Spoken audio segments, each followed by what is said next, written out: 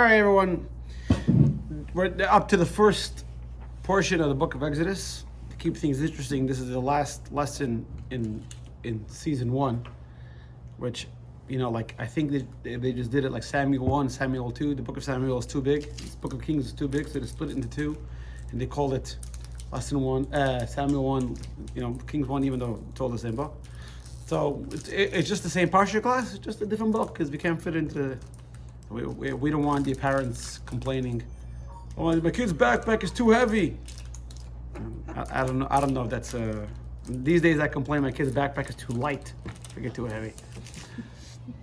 So today we are going to learn a very, very powerful lesson about a Jewish person and about a lesson. It's not going to be the choice between what's wrong, guys? It's not going to be the lesson between good and bad. You guys didn't bring the book, the old book either, huh? No. Could you get them? Yeah. I don't know why they ended off. We're just saying they ended off season 1 in the beginning of. Before we left the house. Yeah, that's all right. I was going to take it, but I thought, well, we must have finished it. Right. No, so you thought the right way. But that's the logical way. But just to keep things interesting. When is he logical? Exactly. Okay. So, as always, we're going to analyze Rashi, and Rashi is going to tell us a good lesson, and it's not going to be here in front of you in the books for next lessons. It's not going to be the choice between good and bad. It's going to be the choice between good and better, and that is what we're going to learn. A very, very powerful lesson from a credible part of the story. We're not going to go so much into the story because everybody knows the story. This is the book of Exodus. Everybody knows the story of Pesach. So we're going to focus more on Rashi's interpretation. Okay. So with that, we're not going to do the Parsha overview. You guys know the Parsha. This week's Parsha is the Jewish people are enslaved by the Egyptians, and Moshe is standing by the burning bush.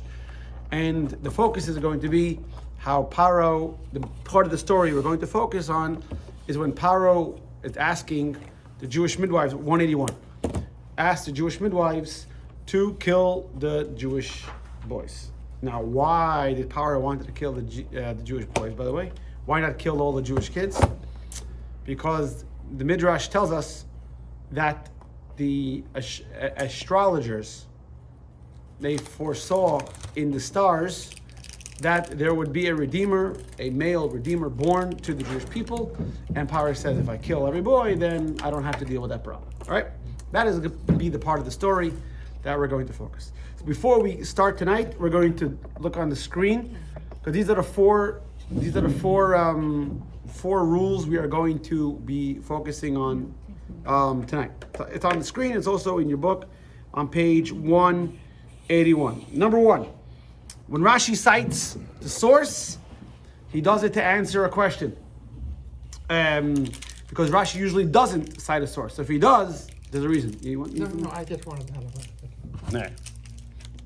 which I shouldn't be eating. That's why I don't. Now, Rashi's commentary, if you remember, Rashi's commentary, if you remember, is Pshat. Pshat means a simple explanation. That's what Rashi is aiming for. And it favors action over emotion. Number 3, the language of the Torah. This is sometimes the problem with interpretation. One of this we're talking about on Friday and Shabbos. We just came from the fast of the 10th of Teves. So why do we fast? So everybody famously knows that that's the day Nebuchadnezzar surrounded the walls of Jerusalem. But 2 other sad things happened on that day. Number 1, or number 2, we should say. The city of Jerusalem was surrounded. But number 2, Ezra, famous leader who established the Second Commonwealth, died. Another thing that happened the day, sad thing that happened, was the Torah was translated into Greek. But not for good purposes, for bad purposes, in order to corrupt the Torah. The problem with translating the Torah is, the Torah it has to be translated in context sometimes. The literal translation doesn't always work. And that's what you see number 3. The language of the Torah usually plays an integral part in the plain meaning. It compels Rashi to give us his explanation over another, even if the other explanation is simpler. Now, why is this important? Because we said in the beginning of our course that Rashi was writing his commentary for the 5-year-old. So you think he would go for the simple one. Number 4, the plain meaning of the text doesn't always mean the most literal. It means the simplest, most straightforward. Okay, now that we know that, let's go on to today's class. At today's class, we're going to talk about Yiddish nachas, Jewish nachas, Jewish joy and pride. You know, it plays a big value in the Jewish community, and we're going to learn this from the story of Yocheved and Miriam. In this week's parsha, they're not known as Yocheved and Miriam. In this week's parsha, they're known as Shifra and Puah, because what they would do. Shifra is that they would clean the baby after the baby was born. Puah, they would soothe the baby. But the real name, it was Yocheved and Miriam. So we'll start off with a famous Jewish joke. The whole argument in the community, is Torah pro-choice or pro-life? Right? So they come to the rabbi. And the rabbi says, they ask the rabbi, when is it pro-choice or pro-life? He says, when the child is viable. Oh, when is the child viable? He says, when he graduates from medical school. Right? That's I thought it was law school. Or law school. Like Jackie Mason said, if he's slightly off, he's a lawyer. God forbid it should be accounting school. And if Exactly. he's slightly off of that, he becomes a dentist. Exactly. So why is it that I saw a clip. Someone sent me a clip recently with Buddy Hackett. It was on a game show, and they asked him. If anyone watching doesn't know who Buddy Hackett is, look it up. They asked him. It says, which country has the most doctors per capita? So he says, the one with the most Jews, right? And he was doing it as a joke, but he said, you're right. Because we've been called, Israel has the most doctors per capita. We've been called the people of the book. We've always studied the concept of illiteracy is almost completely non-existent in our communities. Why? Because when the kids are going to school, the parents tell them you should grow up to be a Talmud Chacham, a scholar, a studious person. That gives the most nachas. I once read an article. I think it was attributed to Mel Brooks. I don't know. I don't know for sure. But in the article, it says, how come the Jewish people have so many scholars? And for example, in the Christian culture, you don't have it so much. And I don't know if he says that as a joke or seriously. He says because the best Jews became rabbis, and everybody knows rabbis have like 10 kids. The best Christians became priests. And everybody knows priests don't have any kids. So while we were passing on our best DNA, they were cutting off their best DNA. So right. So the question for discussion on page 181. Logical. Yeah, right. I mean, I don't know if it's a joke or not, but it seems to make sense. There's the question: what is the greatest form of Yiddish nachas, and what is and question number 2 is what is the surest way to guarantee Jewish continuity? The kids. Huh? The kids. The kids. Children, offspring, whatever word you want to use. Okay, that's make sure you have kids. But what about Yiddish nachas? Not just nachas. Yiddish nachas. That depends on Smart the parents. children. Huh? Have children that grow up to be rabbis. Listen, my parents had 8 children. Statistically, someone's going to be a rabbi, right? That's why my brother and I always joke that my brother Penny is the oldest. I'm the youngest. We're the bookends. We're holding up the fort. Everyone in the middle is like just a disaster. We make everything look good. You know what I'm saying? Brothers feel about that. See what your siblings say about Yeah. that. No, we've said it before. Yeah, we joke around, right? So now, what's Yiddish nachas? No, what's Yiddish nachas? You guys have all kids. To be knowledgeable about the Chumash, to be good Oh. Jews, to do mitzvot. Knowledgeable about the Torah, be a Torah scholar, and to do mitzvahs, right? Yeah. Right. That's what. All right. So let's get into what does this have to do with the price of tea in China, and has anything to do with this week's parsha? Let's get into this week's parsha. So, the Jewish people lived in the land of Goshen, right? And then they lived and they prospered there, and they started having a lot of kids, and I mean a lot of kids, and came to a point where Paro, for no reason at all, because anti-Semitism, by the way, isn't logical. The Jewish people were loyal citizens. That they never exhibited any threat to the monarchy or to the government, to the establishment. So there was no reason for Paro to be threatened. But he decided, there's too many Jews. And what happens if an invading army comes to Egypt and the Jewish people decide, instead of being on Egypt's side, we'll be on Saudi Arabia's side, whatever it is. So he says we got to limit the Jewish population. So what did he do? He enslaved the Jewish people. He thought if the people's bodies are broken, they can't reproduce. So God said that's how it normally works. You're right. That's how it normally works. But the more he oppressed them, the more kids they had. So Pari went back to the drawing board. It's like, okay, this slavery thing is not working because the more I work them, the more kids are having. That's what it says. Interesting that and Rashi points this out that Paro said pen yifrites, lest they increase, and then a few verses said as much as they worked them, kain yifrites, so they increased. Right? God said, all right, you're going to play the game.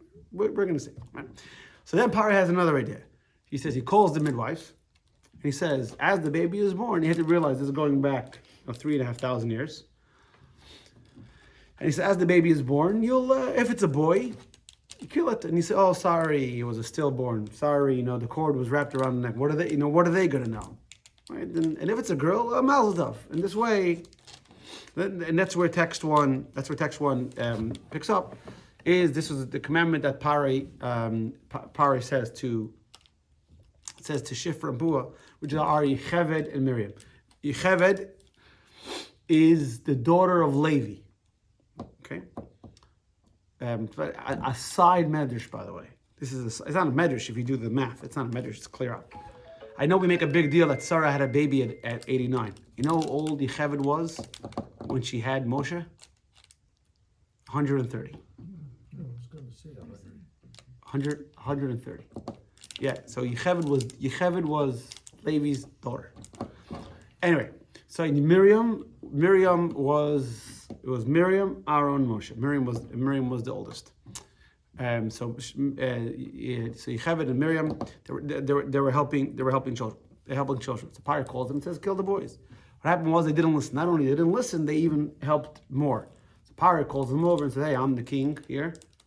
And we don't understand what absolute power is. Like Reagan told the old joke, the Russian and the American.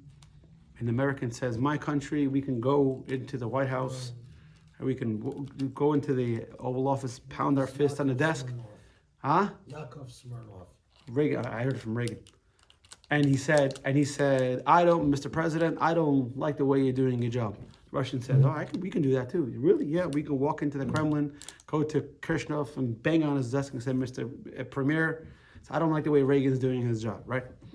So this is, but in the olden days, when the king said something, you listen. In the words of Yul Brenner, said, let it be written.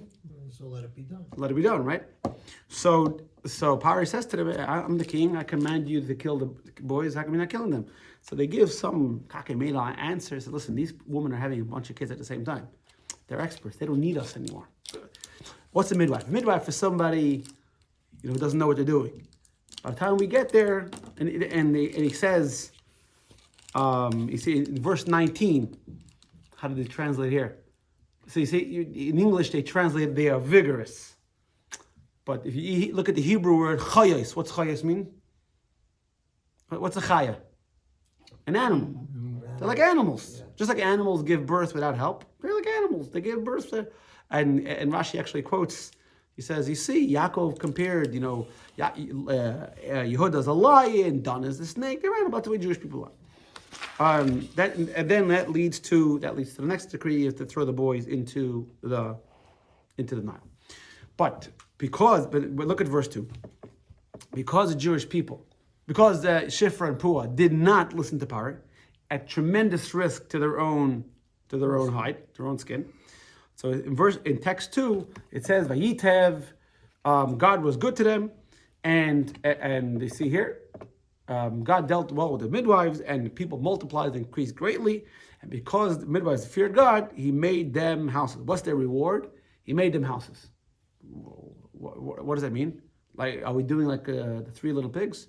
The one from matches, one from straw, one from bricks. What's going on over here? So Rashi, look at Rashi. Rashi said, I explained to you.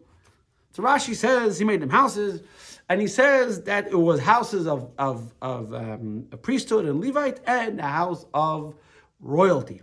What does he mean? Well, Yocheved had Moshe.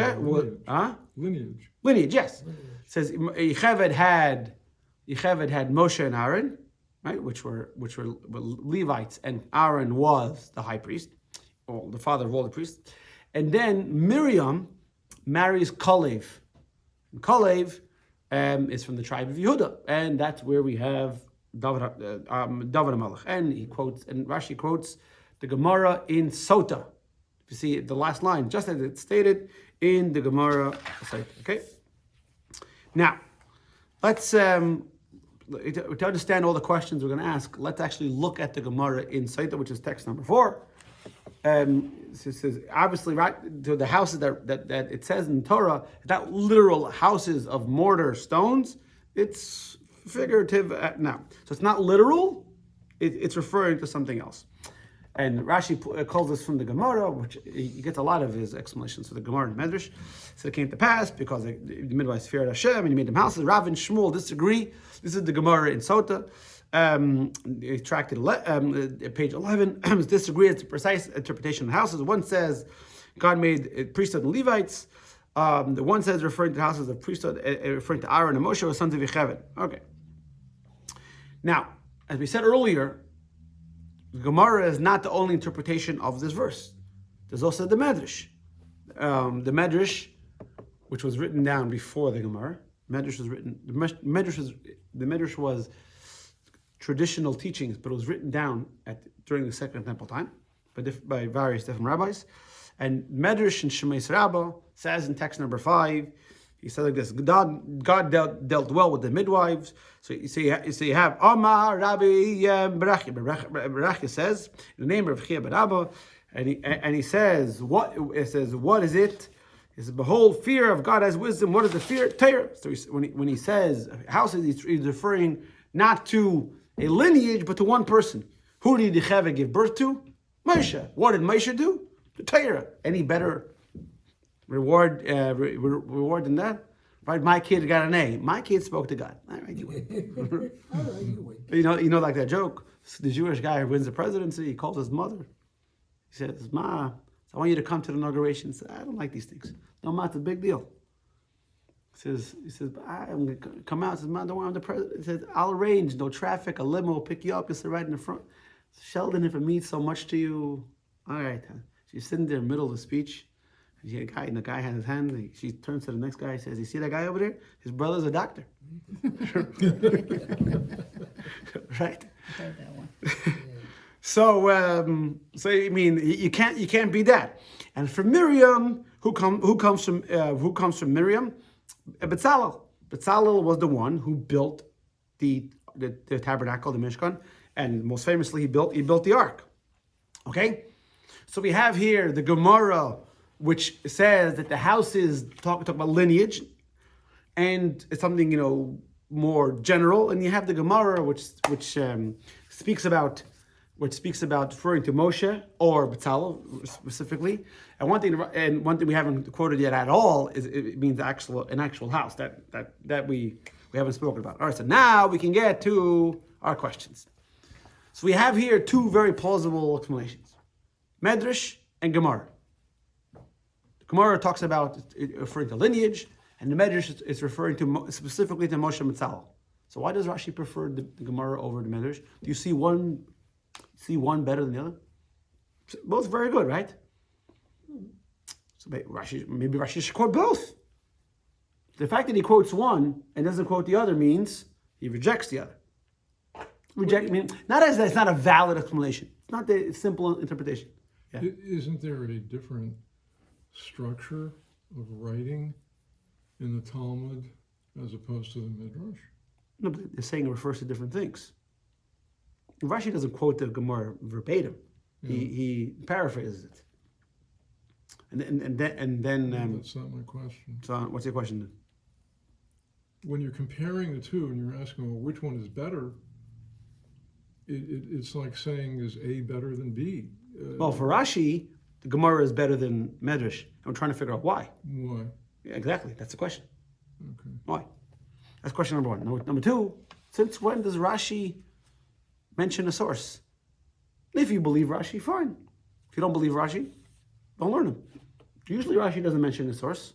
Rashi just says this is the explanation. You know, to deviate from when Maimonides wrote his magnum opus, you know, the Yad HaChazaka, he wrote all the laws and he didn't write any sources. And some of the people challenged him and said, "Where do you get this law from?"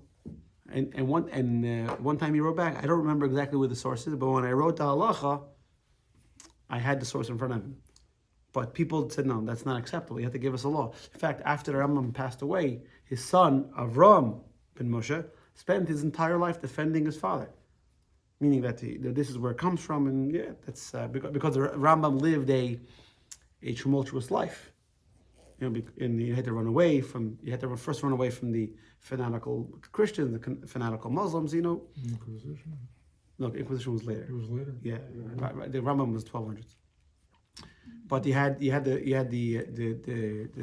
Christian reconquest of Spain, and you had the Almohads, which were the fanatical Muslims. Under the Moors was more tolerant. That's where the golden age of Spain. Then the Almohads came and said, no, the Moors are too non-religious. So Rambam was caught in the middle till he ran south to. He was in Fez, and then he went to Alexandria or Cairo. Anyway. So Rashi doesn't usually write a source. By the way, Rashi is never questioned. Rashi is the gold standard. But so if that's the case, how come Rashi writes a source? All right. So going back to Rashi rule number one, which is Rashi did not write his commentary to impress the scholars. Rashi wrote his commentary for who? Kids. For the kids. The kids learning Chumash, and I mean, he's going to think God was sitting there building houses. I mean, obviously the kid's going to have that. So if a kid's asking that question, you want an answer that's going to answer the kid's question, and the kid doesn't bother with sources, right? If a kid comes to school and it says something, how do you know? My tati told me. For him. That's the source. Yeah, that's if Rashi tells you for the kid, that's enough. So obviously, if Rashi does quote a source, that's not just he had some extra ink on the page, So it's not arbitrary. So the question is, why does he include? Okay, so far so good. Any questions? Too bad. All right. So before, yeah. You're muted on purpose. So before we answer those questions, let's ask the obvious question: what's wrong with saying literal house? The Jewish people were slaves, right? Their physical conditions were probably horrible. In fact, later on in the book of Numbers, the Jewish people are complaining about the mun, the bread came from heaven. And they said, "Oh, we remember in Egypt we would sit around pots of meat and fish, and we have all these things." And Moshe says, "What's heck's that chinik? You hardly got home to sleep. The Nazis were giving you meat. What are you talking about? What are you making up stories?" Right? He said, the Jewish people didn't have anything. So what's wrong with saying, you know what they had? They had a house. What kind of house? If you look at 6a and 6b, both the Even Ezra and the Radak, which are famous biblical commentators, they say God provided them a place of refuge. Here, remember, going back to the beginning of the class, that these ladies went against Pare. Pare is the most powerful person in the world. Do you remember that story I said on? Did I say it in Shul? I remember. The first menorah, I said on Shabbos, yeah, I did say it. The first menorah lighting in public by a president was by Jimmy Carter, 1978. And the thing was the fourth night of Hanukkah.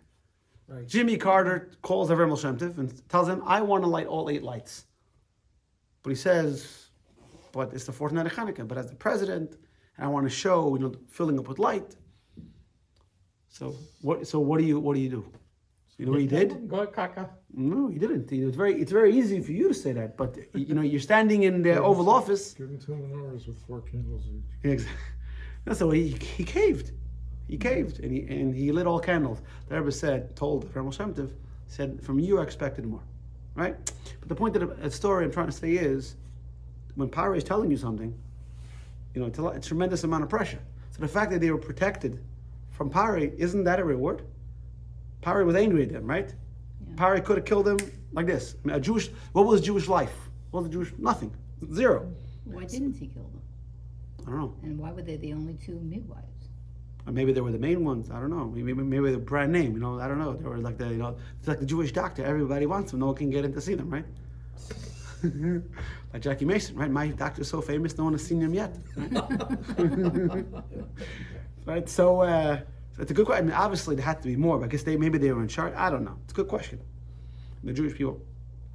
So one question we could ask is, see in text A, 6b, there's nothing wrong with saying the word houses refers to Physical house. house, right? A house, a place of refuge from Paro. So now we got to get to Rashi's rule number 2. When Rashi says, I'm here to explain the simple explanation, it doesn't mean the literal explanation. Sometimes the literal explanation doesn't make sense. Going back to what I said before, this was the problem when they translated Torah into Greek. You lose some of the nuance. And you can read, and I'm sure if you open up one of the old translations, it would say, and God was happy with them, He made them houses. And you're thinking, huh? That makes sense. That makes sense to you. Have Right? we lost anything in translation through the history? No, because it has been unbroken chain. Which, by the way, is our argument to the evangelicals or the proselytes. They come to us and they tell us what the Bible means. Yeah, but they don't know. So what kind of chutzpah is that? You came 1,500 years later. They don't understand the You language. mean, see, imagine, for example, you have a guy who was American, Michael J. He's been here for 16 generations, right? Whatever, right? That guy comes off the boat from, I don't know, Afghanistan, Pakistan, whatever, and he's going to start lecturing Michael J. about American history. Be quiet. You just came off the boat. What do you? I've lived here forever. That's one. There's never a time we didn't know how to read. I once saw a debate between a rabbi and one of these shmendriks. Right? He's telling, you can read the word this way, you can read the word that way. No, you can't. Who told you? Who made you? You don't get to make that up. There's never a time we didn't know how to read. We always knew how to read the Torah. We read it every single Shabbos, and we study it every single day. There was never a time we didn't know how to read, ever. Anyway, so now Rashi. The reason why, the reason why Rashi doesn't say the word houses means houses is because in Hebrew there's a word for building a house. In Hebrew you don't say he made a house. In Hebrew you say he built a house. If the verse wanted to tell us that God arranged for them a strong house, He would have said, and He built a house for them. But the verse doesn't say that. The verse says, there's no slide for it. The verse says, if you go back to to text 2, page 183, it says, and God saw that He feared God, and He made houses. Rashi says it can't mean literal because the linguistic structure doesn't it doesn't make sense. Number one. Number two, if a reward has to be you get something. If I say you says I like you, because I don't like you, I'm not going to slap you. That's your reward. It's not a reward. Reward means if I turn this guy in, I get a reward, right? The fact that nothing negative happened to them, that's not a reward. Does that make sense? Reward means something you get, not something. How do you say this? You don't Avoid. get. Huh? Something you avoid. Yeah, reward is something you avoid. It's not A reward even is something tangible. you get, you receive. A reward is tangible Right. in most cases. Right, whatever, or something you didn't have before and now you have. Yeah? So for example, let's say a person was going to was going to, die at a certain age, and he got an award for doing a mitzvah, and he lived another 10 years. I don't know, right? That's something you get, right? If it was something that was negative, we would say they averted an evil decree, right? We say in the Rosh Hashanah Yom Kippur davening, charity, repentance, and reward, and charity, tzedakah, tefillah, tzedakah, prayer, charity, and repentance avert an evil decree. It's not a reward, just in case there was a judgment negative against the person.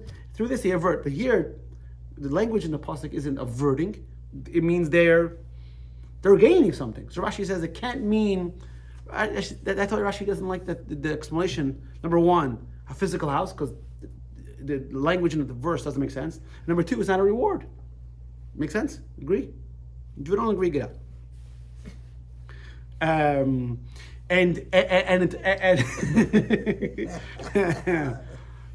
By the way, that's why I'm here. I didn't agree. My wife kicked me out. Right? You ever hear what's the guy's name? Punishing us. You ever hear Rodney Dangerfield? Rodney Dangerfield has a joke. So my wife called me and said, "Come over. No one's home." I came over. No one was home. Right? Take my life, please. Anyway, so there's in Jewish, I don't even want to call it philosophy or theology or how we approach things. The Eibishter Hashem is very, very exact. It's called Mida Keneged Mida. Mida means measure for measure, right? You think it's a coincidence that the Egyptians drowned in the sea? Out of all the ways that God destroyed the Egyptians, why the sea? No? People wake up. Why the sea? Why did he drown the Egyptians in the sea? Well, they threatened to. They threatened. They threw boys into the sea. They threw the Jewish boys in sand. Everything we do, God gives for the good and for the chas v'shalom the other way. So they did something good. So they have to get something good. You see in the Gemara. By the way, in the Gemara site that the whole thing about what happened to Yocheved and Miriam, Shifra and Puah, the Gemara has like 3-4 pages over there talking about how God pays back. It's a very interesting Gemara. How God pays back people for doing good and for chas v'shalom the other ways. So, for example, another example from this week's parsha. It says so Yocheved gets pregnant with Moshe. The Egyptians weren't stupid. They knew, 9 months they had the baby. So they would, as soon as a woman was showing, they came, in between July and August, we gotta, give me your baby, right? Or let me see the baby. So, but Moshe was born early. Moshe was a preemie. So the first 3 months, Moshe was able to be at home. Then what happens? What does Moshe's mother Yocheved have to do? She makes a basket, right? Now, why she do that? Because the Egyptians were coming. Now, in this week's parsha, what happens? You see in text number 8 that Miriam waited to see what was going to happen to Moshe, right? And then the whole thing, Basia comes and they can't find a wet nurse. You have to remember there's no formula, there was no Similac, right? By the way, one of the biggest money makers in the old days was a wet nurse. In fact, the Gemara talks about this in a different tractate about damage, right? Let's say, for example, you have a woman who has plenty of milk, and she could be a wet nurse, and someone does something, I forgot exactly what it is, and causes her milk to dry up, whatever it is. Mm-hmm. Financial, the damage, the financial loss is tremendous. The guy has to pay. I mean, if you're a parent, God forbid, if someone has a parent and their wife doesn't have enough milk, how much would you pay? Your kid should live. It was a big, it was a big money maker until, by the way, not too long ago, right? So what happens is, Miriam goes over to Basia and said, "You want me to call a wet nurse for you?" What was Miriam doing over there? How did she know? Because she was standing there the whole time. Mm-hmm. The Gemara says that because she waited for Moshe, the whole nation waited for her. If you go to the book of Numbers in the end, I know it's been a while. This is usually something we usually read in May, June time. It's been a while. Iyar Sivan. If you remember, the Miriam speaks, or not May, June. Miriam speaks negatively of Moshe. Remember that, right? Because Moshe separated from Tzipporah, and Miriam is struck with tsaras, leprosy. And the rule is you have to be outside the camp for 7 days. So the whole Jewish people, millions of people waited for Miriam. Why? Because she waited for Moshe, everyone waits for her. So we see from here that there's a precedent that when you do good, you have to receive good. So what's the good that the midwife? It's actually, before we get what the reward is, think about what good they did. It's not only that they didn't kill kids, that they didn't do bad. Let's say for a moment, Miriam and Cheved, Shifra and Pua would have listened to Pari. There is no Exodus. There is no story. Jewish people are gone. Not only did they, it says, not only did they not listen to Pari, the entire Jewish people is their fault. It's because of them, right? Right. Look at how that the Ben Ish Chai. You ever heard of the Ben Ish Chai? We don't know. We don't often. Hey, Ron. We don't often quote Iraqi rabbis here. We actually we started off, by the way. Actually, this is the second one tonight. The first one was Reb Sadia Gaon. Sadia Gaon is from Iraq. Ben Ish Chai, though, Reb Sadia Gaon is from the 900s. Ben Ish Chai was from the 19th century. Text 9a. He says, Ben Ish Chai says, he says, explain how God rewarded them for measure. You have to understand why did He give them the crown of priesthood and everything else. So the Rebbe explains in 9b that if not for them, the accomplishment of the midwife wasn't limited to saving Jewish boys and families. They were responsible for saving pretty much entire generation that left Egypt. The progenitors for all subsequent Jewish generations. Hashem rewarded them in kind. I mean, if you save the Jewish people, I give you a house. That's enough. Come on, that's not enough. Because they did an everlasting good, God rewards them for an everlasting good. What's everlasting good? The family of Kohanim, family of Leviim, and the family of King David, right? David Melech Yisrael Chai King, right? David, everlasting king. Now, where does Rashi get it from?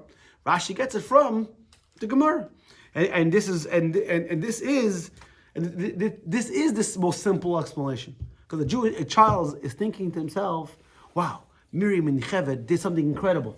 Their reward must have been incredible." So, what could be the most incredible? By the way, if you think about it, even Moshe and Yitzhak, Moshe is incredible. But the everlasting reward is the family of Kohanim, Leviim, and the family of King David. Now let's look at why did Rashi not like the Midrash? Because the Midrash says the reward is Moshe and the reward is Betzalel. That's a pretty good pretty good reward. I mean, right? If your kid Moshe is in the Bible a bunch of times. You know the famous joke. The kid is the teacher is asking the class, who's the most famous person to ever live, right? He says, if you give the right answer, I'll give $5. $10. Inflation, $10. So one guy's George Washington, one guy says this, everyone saying something else. And they said, no, that's the most famous American. So finally, Goldberg in the back of the class, Jewish kid, says the JC. That Michigan, right? So the way out, the teacher says to the kid, as a Goldstein, I didn't expect you to say such a name. So he says, between the two of us, it's Moses, but business is business, right? I mean, having a kid, Moshe, that's a pretty good reward. So why doesn't Rashi ignore Moshe the midrashic explanation, which is, we see text number 10 talks about that Moshe taught us Torah. And do you know Moshe's real name, by the way? This week's Parshat. Who names Moshe? Who names Moshe? Who gave Moshe the name Moshe? The Egyptian. Basya. How old was Moshe when Yocheved put him in the basket? 3 months. 3 months. So for 3 months, he had a name, no? Yeah. He had a bris milah, he had a name. What was Moshe's name at birth? Yehudi. No. This isn't Gemara Brachas. So the Gemara in Brachas says it says Tuvia. Some people say it was Yukasil, but Tuvia. Tuvia means he was good. So why? It says when Moshe was born, it says they saw that he was good. So it says they called him Tuvia, good, good of God, right? So you see in the verse of we said this already. You see in 10, he said Hashem commanded us to all statutes to fear God and good. Fear is the ark. Everybody was afraid of it, and good is Moshe. So it's perfect. So so here we get into the lesson. This is what the Rebbe says. The Yain and Shaltera. This is the wine. This is the Shmot. This is the good stuff of Rashi. Here we're going to learn why Rashi endorses the Talmudic explanation as opposed to the Midrash. What's the difference between Gemara and Midrash? What's Gemara? You know, a lot of people law. What's Midrash? Discussions. Stories. What? Midrash is stories. Stories. Yeah, stories. It's much easier to learn. A lot of people like the Midrash. They tell people learn Gemara. Right. It's boring. The famous line that if you see that Tzemach Tzedek says on text 11, it says that the Zohar uplifts the soul, Medrash arouses, inspires the heart, and with the Tehillim it cleans the vessel. Because Medrash is emotional. Gemara is practical. You want to know how to build a sukkah? You look at the Gemara, right? You want to feel good about Avraham Avinu, Moshe Rabbeinu, and everything else. You learn the Medrash. They're both very important. So we have here two different sides, the two different sides of the coin. We have the Gemara and we have Medrash. So who does Rashi endorse? Rashi seems to endorse the Gemara. Remember Rashi rule number 3. Rashi always goes for action over emotional, and this is what the Rebbe says in text number. In text number 12, he said the Talmudic explanation is focusing on the midwives' actions. Right, the Jewish people they saved the Jewish boys, and what happened? Because they saved the Jewish boys, so God gave them generations of great Jewish people, the Kohanim, the Leviim, right, the royalty. The Midrash says because they feared God. So they had Moshe who taught us good, and they had Bezalel who taught us fear. This is what look at text number 12. The Rebbe says. So Rashi's commentary explaining the plain meaning of the text is connected to the world of action. Its concern is reflected in the statement which says that not learning is the main thing, but rather action is the main thing. It's a famous line, "Lo yamedrash ikar ela ma'isa." You have to do mitzvahs. As such, the relevant reward here is the houses of Kohen and Leviim royalty, which are connected to actual homes, which is the house of Hashem and the house of the king. Because the most crucial element was their actions, namely spearing and persevering, and the eternal Jewish home. So here preserving. What did I say? Persevering. I'm sorry, and preserving the eternal Jewish home. So we have over here a very interesting debate. On one hand, the Medrash is telling us that that the Cheved and Miriam produced scholars and good guys. On the other hand, we have the Gemara saying that they produced people who did a lot of good things. Isn't learning Torah like the greatest? Right? Isn't being a rabbi? Talking about that old joke. A bunch of Jewish mothers came together. What does your son do? My son's a lawyer. My son's a judge. My son's a doctor. Right? One mother on the side, quiet. What's your son? It's a rabbi. A rabbi. What kind of job is that for a Jewish boy? Right? Right? So, but I thought learning Torah was the greatest thing in the world. Right? There's nothing greater than learning Torah. But Rashi doesn't quote the Medrash, which says that as a reward, Yecheved and Miriam got Moshe. Yecheved got Moshe, which teaches us the Torah. So from here we learn out. The Rebbe points out that learning Torah is very important. It's true. Obviously, in order to know how to live as a Jew, you have to learn Torah. But the whole point of learning is not learning for itself, is to know how to live as a Jew.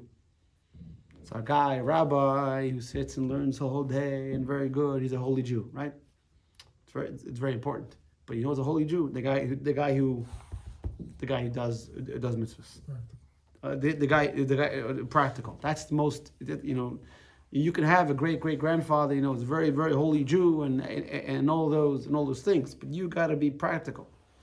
I'm talking about famous jokes. We're going through all the 101 most famous Jewish jokes tonight, right? The guy who walks into the restaurant and he sees the guy behind the counter, without a yarmulke, without a beard. He says, "It's kosher." Yeah, it's kosher. So do you have a certificate? I don't need a certificate. Look at the picture behind me. See the guy, long beard, hat. My grandfather was a chazan, a moil, bakira, sheikhet, everything, rabbi. So I assure you it's kosher. So the guy says to him, if your grandfather was behind the counter and you were in the picture, I wouldn't ask questions because right? We're all here because of great rabbis who descended before us. But the main thing is a doer. This is what Rashi says, and you don't have to be, by the way, a great rabbi or a priest or a Levite or from the tribe or from the family of David to be a great Jew. You have to be a doer. I forgot which Rebbe said it. You have two Jews on a ladder, so to speak. Which one's higher? It's not the one who's higher. Perspective. It's the way they're moving. You can have a person who's a Torah scholar, but he's going downward. You have a person who's learning, is achieving, is going upward. It's all a matter of who's doing. In the famous words of the Rambam, that the Rambam explains over here that Kohanim and Leviim. I know none of us here are Kohanim. We have a Levi here, so I don't want to deride the Leviim. The Kohanim and Leviim over here don't literally mean priests and Levites. What were the job of the Kohanim and Leviim? By the way, do you know that the tribe of Levi wasn't enslaved? They were the real rabbis. Work. Okay. We play golf. Right? Do you know why? No? Did you know that? Did you know that the Levites weren't a priest yet? The Levites weren't enslaved. How do we know? We find a reference to this that when Moshe and Aaron come to Paro the first time and say, "Let the Jewish people go," Paro said, "You say go to your." So let the Jews work and you go to do whatever you do. The fact that he differentiates means that Moshe and Aaron walk into the king whenever they want. Why? Because when before Yaakov died, he tells his son Levi, your job is to be a teacher for the Jewish people, to be a role model. So when all these opportunities in mundane worldly matters come up, that's not your job. Your geschäft, your job is to teach the Jewish people. So when Pari came and employed the Jewish people, the tribe of Levi, they never showed up to work because that's not our job. To be a Levite doesn't necessarily mean you're a Levite. It means you dedicate yourself to Torah. And in the words of Maimonides, let me read text number 13. He says that wrong button. This is not only the tribe of Levi, but every single Yid with spirit and understanding motivates them to dedicate themselves to the service and knowledge of Hashem and walks justly as Hashem made them. Hashem will be his heritage and important. The same thing is with royalty. It says that because it says in the famous Gemara in Brachas that the royalty down here mirrors the royalty above. So when we act the way we're supposed to, then we mirror Hashem's image. So going back to the question, what's Yiddish Nachas? Yiddish Nachas is not a picture on the wall. Yiddish Nachas, Jewish pride, is when our kids, they come and they're proud of their Judaism and they act like a Yid, to tefillin and Shabbos and kosher. That's Yiddish Nachas. When a Jew acts the way the Torah says, that is Yiddish Nachas. I'll tell you, finish off one story about Nachas. So Rabbi Levi Weinberg tells the story in Chabad Yeshiva. In the preface, a little information. In the Chabad Yeshiva program, you have 4 years of rabbinical college, so to speak, And the 5th year, you do a student exchange. You go either to a community or to yeshiva. Like I went to Sydney. Right? Levi Weinberg, we went to Melbourne. In the olden days, before 1990, there's certain yeshiva sentences were for 2 years, not 1 year. Like you went to Sydney, you went for 2 years. In fact, my brother Dovi missed my brother Penny's wedding because you were there, you don't leave. Yeah. And Melbourne was 2 years, South Africa was 2 years. The places, and then up until like the middle 80s, Israel was 2 years too. Anyway, so he would send like a telegram. It's not a telegram. It's aerogram, something like that. Right? He sends. Aerogram. Yeah, right. I'm trying to remember from the story. He said aerogram, and about what was going on in Melbourne, and he asked his parents to save it, so he has like a memory of his time in a journal. Thank you, a memory. So he comes home after 2 years, and he's looking at his letters, and he sees on the sides and the margins there's some notes, and he recognizes the Rebbe's handwriting. He says, "What's going on?" So his father tells him that when I saw something nice he wrote, I would submit it to the Rebbe. That's it. So one such thing was. So he writes that it was his first Rosh Hashanah there, and if you're a Lubavitcher, Rosh Hashanah, high holidays with the Rebbe was like the highlight of the year. And here he's stuck in Melbourne, I think this is 80, I'm not sure, it's early 80s, late 70s. He's stuck in the middle of nowhere. And he felt bad. He wasn't in 770. And then to make matters worse, to make it feel more uncomfortable, they start selling the Elias. Now, when I grew up, they didn't sell the honors. And he felt even more distant, more withdrawn. He felt even worse. Until he writes the story. Until it came. Here, teacher's pet. Sit there. Until it came time for the reading of the Torah, and the guy who bought the honor tells the gabbai, he points to the back, and this Levi Weinberg writes that in the back of the shul was a barber who made his living, was slow going, and he didn't have the expensive seats, and he sat in the back, and he never dreamed of bidding because there was no way he was going to afford an honor on the high holidays. And in the beginning, when they called him, he thought it was a mistake, and he said, and he writes that the guy was so pleased.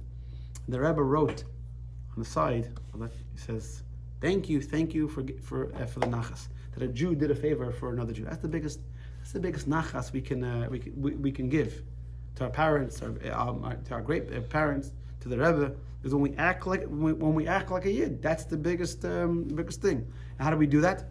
Torah and mitzvahs. That's it. We're in a yarmulke. We're keeping Shabbos, keeping kosher. That's the greatest thing.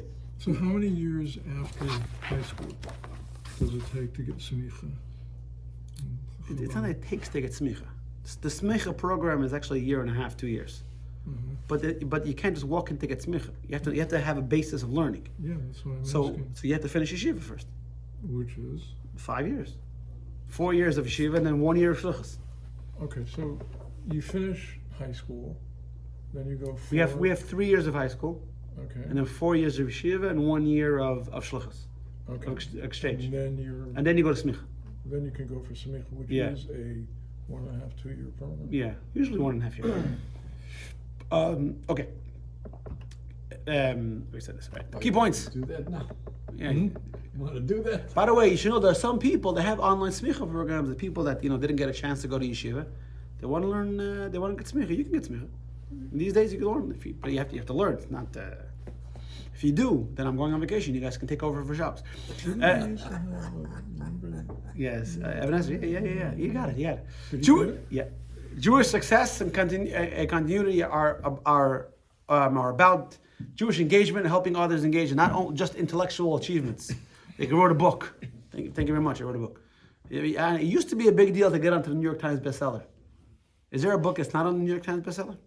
Yeah. Yeah. Pulitzer Prize winner. Yeah. Yocheved and Miriam saved Jewish boys. By the way, it says Hebrew boys, because back then they weren't called Jewish, they're called Hebrews. Preserving the future of the Jewish nation. Hashem rewards the midwives with dynasties of Kohanim, Leviim, and royalty, reflecting their roles in ensuring Jewish continuity. Number 4, Rashi's interpretation emphasizes action and practical outcome over intellectual and emotional achievement. It's not that learning Torah is we can negate it or minimize it. You only know what to do practically if you learn Torah. But the learning Torah is not an end in of itself, because you have to learn Torah. You have to do mitzvot. And Jewish parents and educators raise their children who actively engage in a Jewish identity, inspire others, ensuring the strength and continuity of the Jewish people. When we're proud Jews, we inspire others to be proud Jews. Questions, comments? Good. All right. Have a good week, everybody. See you next week. Thank you.